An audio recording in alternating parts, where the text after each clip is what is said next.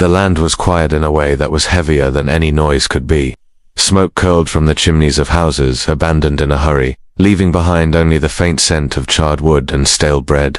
Doors hung open, flapping slightly in the wind, as if the villagers themselves were gasping in fear. On the streets, no laughter echoed, no horses neighed, no market stalls called out their wares. Only the occasional bell tolled somewhere far away, a reminder that someone, somewhere, had succumbed. Elias Marrow sat on the edge of his boat, the worn wood creaking under him as he let it drift along the slow current of the river.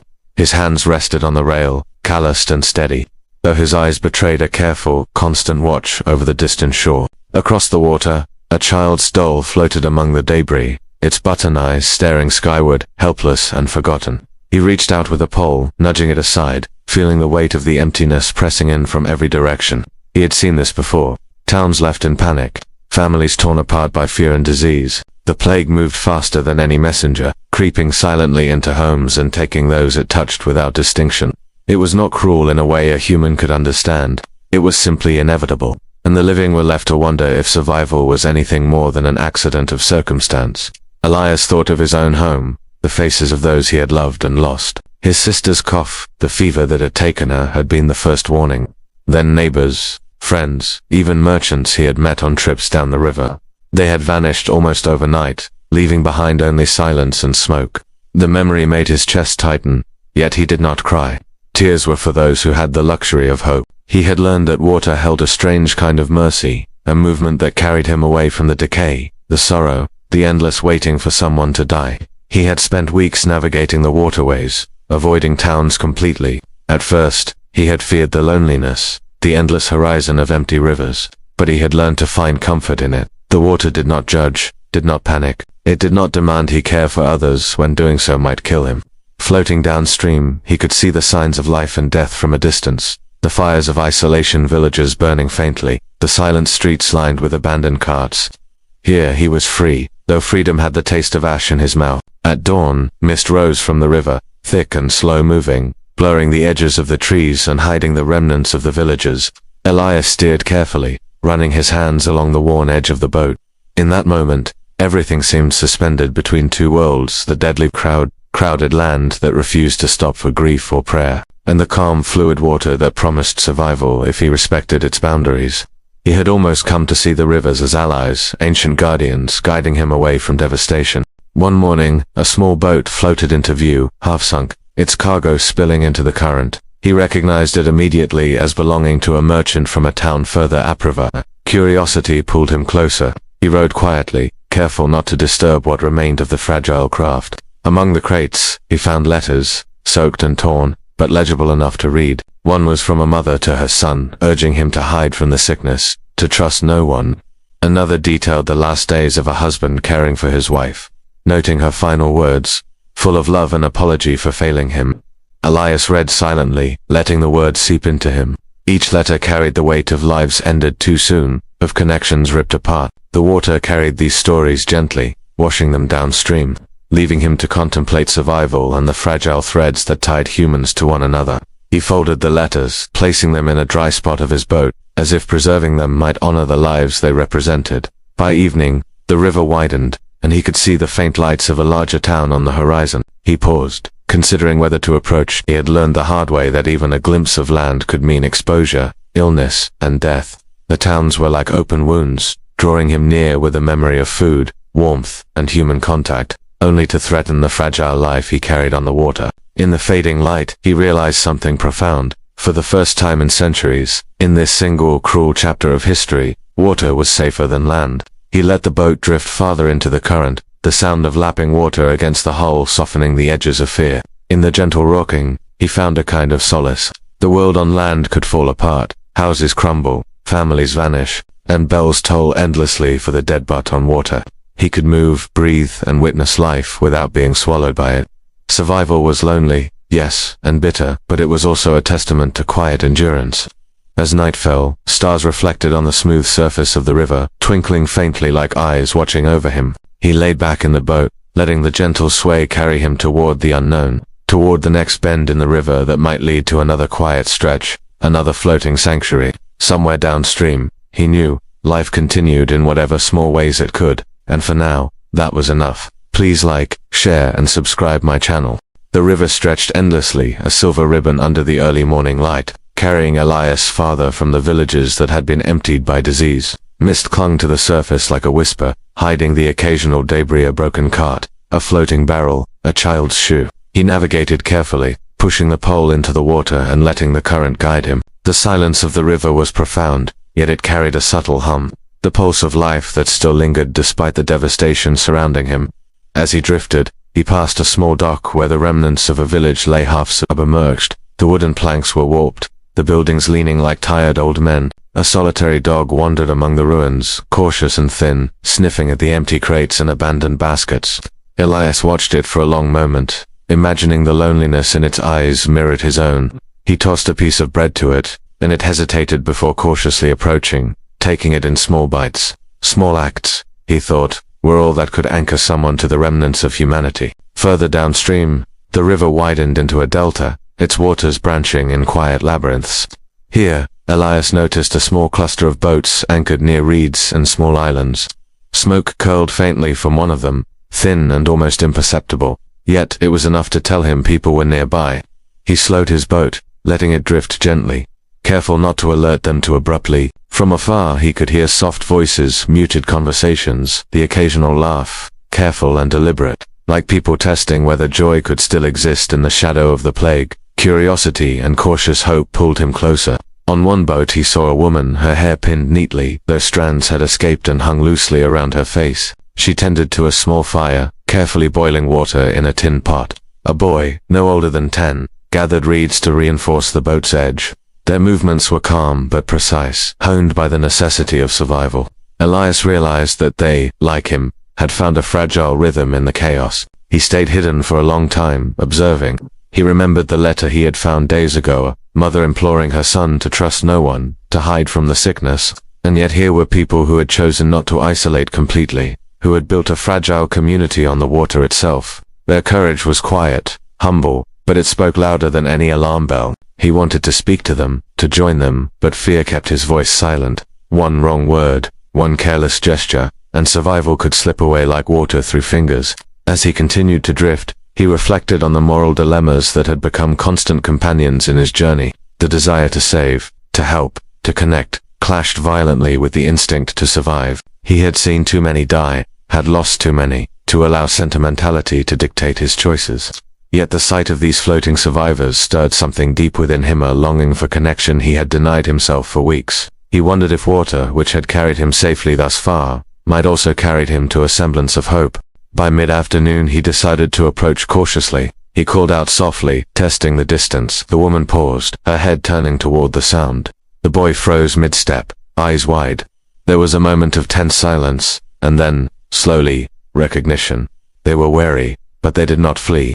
Elias rode closer, keeping his movements deliberate and non-threatening. When he finally reached their boat, he introduced himself simply, his voice low and steady. The woman nodded, a cautious smile touching her lips. The boy stared at him with a mixture of curiosity and disbelief, as though he had never seen another human being so close.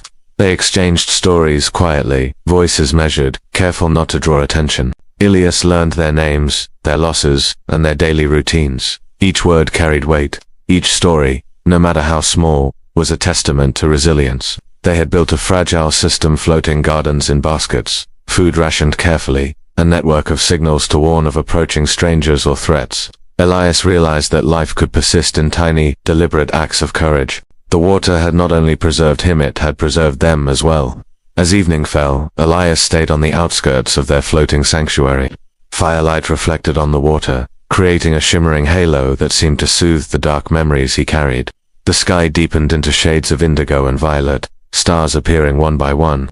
For the first time in weeks, he felt a sense of cautious hope. Perhaps survival was not merely a matter of distance, but of vigilance, of connection forged carefully, without endangering the fragile balance he had come to rely on.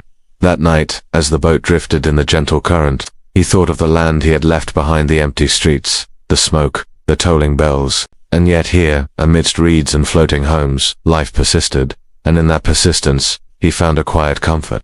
The world had not ended entirely. It had merely changed, and water, for a brief and precious moment in history, had become a sanctuary. Sleep found him on the boat, wrapped in the gentle rocking of the river, the hum of quiet life around him, and the knowledge that, though he had lost so much, there was still something worth protecting, still something worth witnessing, still something that made survival meaningful. And for now, that was enough. Please like, share, and subscribe my channel.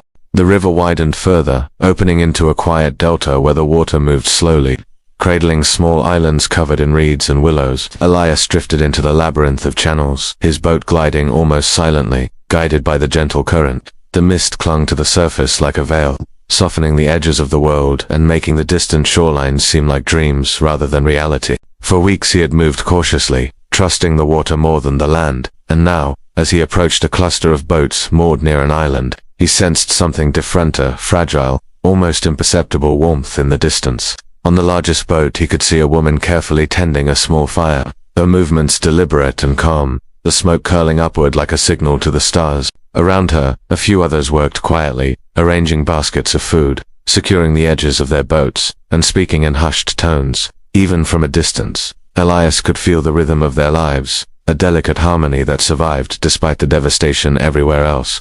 He stayed in the shadows, letting the current guide him closer, hesitant to break the fragile peace they had built. Eventually, the woman noticed him. She did not shout, nor did she panic. Instead, she tilted her head, observing him as if measuring the weight of his intentions.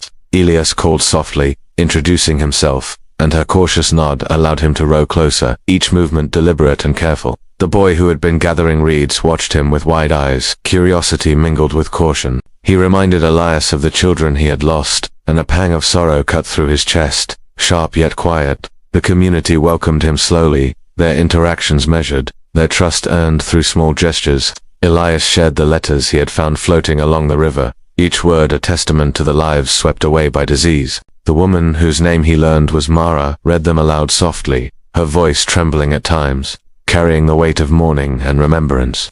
In response, Elias shared his own stories of villages abandoned, families lost, and the silence that had haunted him for weeks. Words became a bridge between the isolation of his journey and the tentative connection forming here on the water. Days passed in a rhythm both gentle and exacting. The survivors on the boats had created a delicate ecosystem, floating gardens in baskets, small traps for fish, rationed stores of grain, and careful watchers for any approaching danger. Elias learned their routines, and they learned his. He observed how they balanced caution with compassion, how they nurtured each other without exposing themselves to unnecessary risk.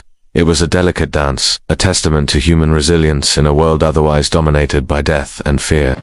In the quiet moments, Elias reflected on what he had seen and lost. Memories surfaced like drifting leaves in the water, his sister's laughter, the warmth of home, fleeting smiles of neighbors now gone. And yet, in this floating sanctuary, he saw echoes of what life could still be, laughter that did not fear interruption, small kindnesses shared, and a sense of continuity that had eluded him on land. He realized that survival was not just about avoiding death, it was about preserving the human spirit, even in its most fragile form. One evening, as the sun dipped low and painted the water in shades of gold and crimson, a small crisis arose. A young child had slipped from one boat into the current, and for a moment, panic rippled through the community. Elias reacted instinctively, reaching out with his pole and pulling the boy to safety. The child clung to him, shaking, and Elias felt a wave of protective instinct, knowing that his choices now carried the weight of others' lives as well as his own. In that moment, the water that had protected him also became a space of responsibility, a fragile sanctuary that demanded vigilance and care.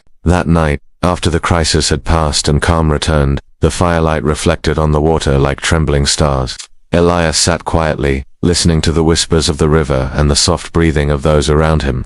He understood now that the water was more than a lifeline, it was a teacher, offering lessons in patience, empathy, and quiet courage. The world on land had failed, but here, among reeds and boats, humanity endured in miniature, fragile, but persistent. Sleep came slowly that night, as it had many nights before, but it was a sleep layered with comfort and a tentative sense of hope. Elias let the boat drift, feeling the gentle current carry him forward, knowing that even in a world reshaped by tragedy, life could continue in small, meaningful ways. And in the quiet sway of the river, he understood something profound. Survival alone was not enough. To live fully, even in isolation, one must bear witness, remember, and nurture what remained, carrying the stories of the lost alongside the living. Please like, share, and subscribe my channel. The river stretched endlessly ahead, wide and calm, its surface reflecting the soft glow of dawn. Elias sat on the edge of his boat, letting the gentle rocking cradle him as he watched the horizon slowly awaken. Around him, the floating sanctuary he had found had grown more confident, more purposeful. Boats drifted with purpose, nets and baskets secured, fires tended with care. The survivors had formed a rhythm of life that, though fragile, felt enduring. Elias felt both awe and a quiet melancholy, knowing that this piece had been carved out of immense loss. As he drifted past an abandoned village on the far shore, he could see the remnants of a world that had been swallowed by disease. Roofs caved in, fences rotting, streets empty except for the occasional scavenging animal. The silence was profound, yet it did not feel final. It was a reminder of the fragility of life, the impermanence of human endeavors. He ran his hand along the edge of the boat, feeling the texture of the wood worn smooth by years of travel, and reflected on the choices that had carried him here. Distance, he realized, had been salvation. Separation had preserved what remained, and the river had been his constant guardian. Elias thought of the people he had met along the way, the woman on the firelit boat, the children with eyes wide in cautious hope, the small acts of courage that had quietly stitched a community together. He remembered their laughter, small and careful, like birds testing their wings, and he felt the weight of human resilience pressing gently against the sorrow that had shadowed him for so long. They had survived, not because the world had been kind, but because they had been careful, thoughtful, and willing to nurture life in tiny, deliberate ways. One afternoon, as he guided his boat along a narrow channel, a floating crate caught his eye. Inside were letters, journals, and scraps of paper carried downstream by the current. He pulled them aboard carefully, scanning the fragile writings. Some told of family reunions cut short, others of quiet heroism and small victories in towns that had nearly been abandoned. Elias read each word with reverence, understanding that these pieces of memory were the most precious remnants of humanity. He placed them carefully in a waterproof chest, feeling a deep sense of responsibility to carry them forward. Life, even in its quietest forms, must be remembered. The days passed with gentle repetition, the river guiding him and his companions onward. He watched children grow bolder, learning the rhythm of the boats and the currents, their laughter blending with the soft sounds of water against wood. Adults shared stories around small fires, preserving traditions and memories. Speaking of lives lost without bitterness but with reverence, Elias realized that this floating community, fragile as it was, had become a living testament to endurance, a record of human spirit afloat on a world that had otherwise seemed to crumble. One evening, as the sun dipped behind distant hills, painting the sky in muted shades of amber and violet, Elias let the boat drift into open water. He leaned back, feeling the weight of months of travel, fear, and quiet sorrow lift slightly. The river seemed endless, yet intimate, carrying him and the others toward a horizon that promised nothing but continuity. He reflected on the paradox he had lived through, that the very element humans often took for granted, water had been safer than the land, offering refuge when society had failed, offering life when death seemed inevitable. As night fell, stars emerged one by one, mirrored perfectly on the glassy surface of the river. Elias closed his eyes, allowing the gentle sway of the boat and the soft hum of the currents to lull him into a deep reflective calm. He thought of those who had not survived, their memories alive in the letters he carried, in the stories shared quietly between boats, in the laughter and tears of the small community. The river had not merely preserved life, it had preserved humanity in its most delicate and essential forms. In that moment, Elias understood that survival was more than avoiding death. It was about memory, connection, and the careful stewardship of what remained.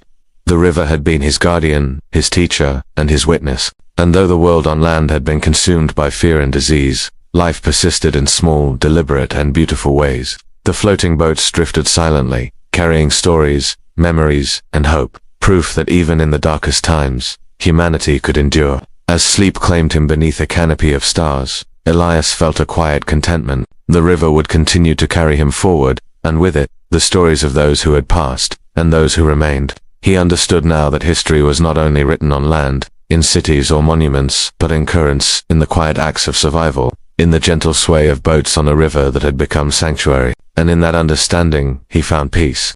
Please like, share, and subscribe my channel.